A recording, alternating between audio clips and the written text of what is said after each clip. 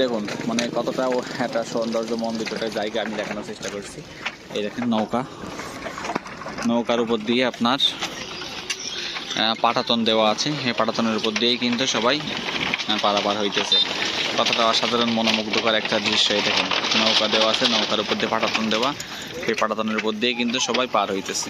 মানে এক কথায় অসাধারণ একটা দৃশ্য। কিন্তু এই নদীর উপর দিয়ে, যেটাতে খরস্রোতা নদী, পানি যখন থাকে তখন মনে একদম প্রচণ্ড রকম খরস্রোতা থাকে, কিন্তু এখন পানি নাই, একদম নদী এখানে নিচেই নৌকা দেওয়া আছে, নৌকার উপর দিয়ে পাটাতন দিয়ে নৌকাটার উপর দিয়ে মানুষ যাওয়া আসা করতেছে। যে নৌকা দিয়ে ইঞ্জিন চালিত হবে চলবে নদীর এপার থেকে ওপার, সেটা কিন্তু স্থায়ীভাবে রয়েছে এবং তার উপর দিয়ে পাটাতন দেওয়া রয়েছে।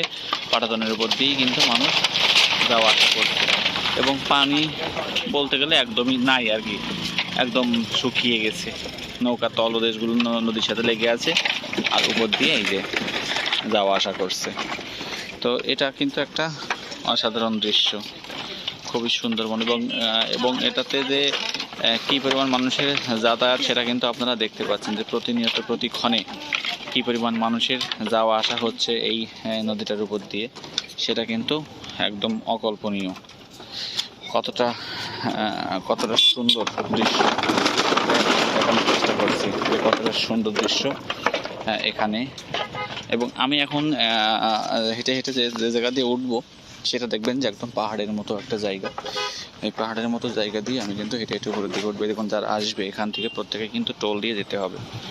হয় দেখেন প্রত্যেকে কিন্তু, আমি আরও দু একজনে দেখানোর চেষ্টা করব। যারা সাধারণ মানুষ প্রত্যেকেরই কিন্তু দেখুন, প্রত্যেকেরই কিন্তু নির্দিষ্ট পরিমাণ টোল দিয়ে তাদের যেতে হচ্ছে।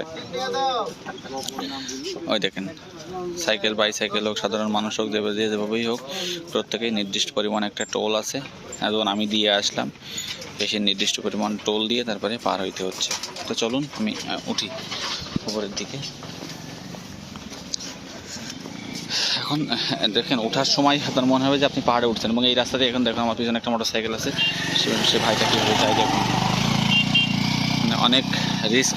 এটাতে বৃষ্টি হইলে কিন্তু রিস্কের পরিমাণটা আরও একটু বাড়ে, কারণ বৃষ্টি হইলে এই জায়গাটা পিচ্ছিল হয়ে যায়, এবং পিচ্ছিল হলে অনেক সময় অনেক রকমের দুর্ঘটনার সম্মুখীন অনেক যাত্রী কিন্তু হয়।